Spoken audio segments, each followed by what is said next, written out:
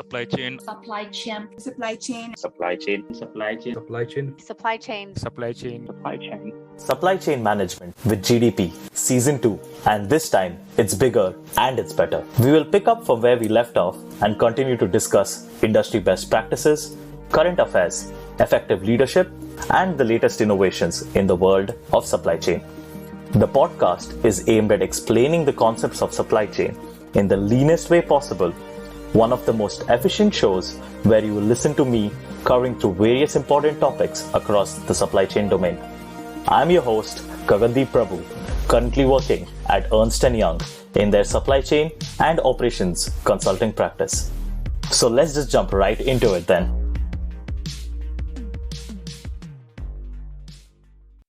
Hi y'all, welcome to another episode of Supply Chain with GDP. And today's topic is something that was frankly very new to me as well. A lot of research went in for me to understand and summarize this topic as a whole. So I hope you all like it. We'll be focusing on three very niche things that a lot of you in logistics will hear about it, but not so much outside of it. So it's 3PL, 4PL, and 5PL logistics. Now, what does this mean? So 3PL stands for third-party logistics, 4PL stands for fourth-party logistics, and 5PL stands for fifth-party logistics. And what is 3PL? As the term suggests, 3PL refers to the outsourcing of logistics to a third party. That is, a 3PL or a third-party logistics provider manages all aspects of an organization's company logistics operations, effectively acting as an intermediary between the 1PL and 2PLs. 3PLs have been around for some time now, as much as I know since the 1990s, and many subject matter resources have recognized the cost efficiency of outsourcing their warehouse, transportation, and fulfillment centers to external parties. Now, the advantages of having a 3PL in an organization is you're outsourcing your logistics to a 3PL can have significant cost benefits compared to managing everything in-house because they are an expert at it and they know what they're doing.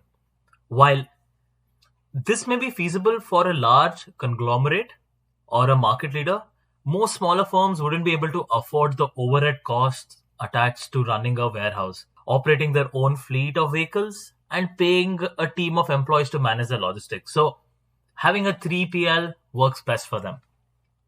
Now moving over to 4PL, what is 4PL? 4PL or fourth party logistics is a more advanced form of supply chain management focused on optimizing the whole logistics function as a whole rather than the delivery of individual parts.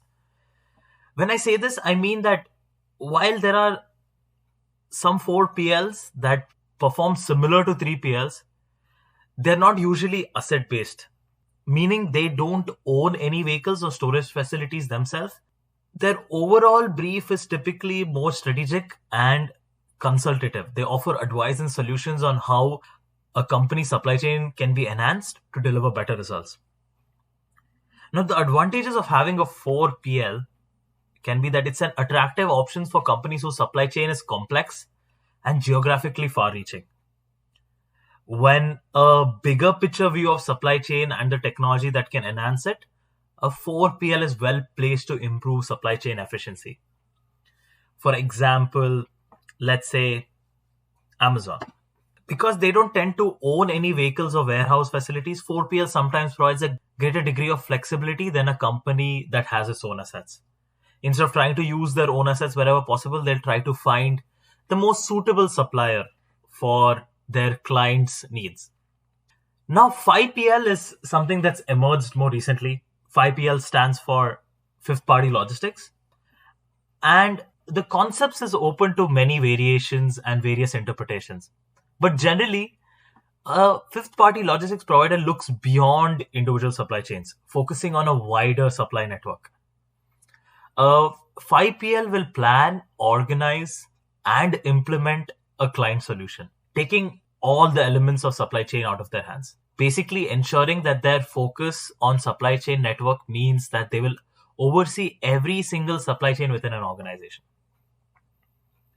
And most 5PLs these days generally come with a specialized team who understand big data and leverage technology to drive efficiency. They tend to be more valuable to e-commerce businesses than companies with bricks and mortar presence. So, a good example would be Wayfair. Another technology that 5PLs may look to harness include robotics, blockchain, AI, and even drones or even Bluetooth beacons. 5PLs are very new to the logistics space, but their ability to manage multiple supply chain makes them an attractive proposition for established or fast growing online retailers for whom an efficient supply network is essential. With the emergence of new technologies that have the potential to transform supply chains, it could make strategic as well as commercial sense to partner with a 5PL, especially if your company sells primarily through digital channels. Now, I know there was a lot to digest in a space of 5 minutes, but if I had to summarize and give a key difference between 3PL, 4PL, 5PL, the differences are that is the level of integration and involvement a 3PL, 4PL, or 5PL offers to their customers. A 3PL is there simply to fulfill the orders of the shipper. A 4PL is there to fulfill orders, find and make improvements. And there's a 5PL that is there to handle each and every aspect of the supply chain. So as always, thank you so much to all the listeners for listening.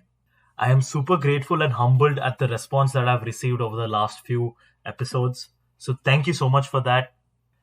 Continue listening to the podcast. Subscribe to the podcast if you haven't and it's your first time here. Share the podcast. Tell your friends about this if you can. And rate and review this podcast if possible.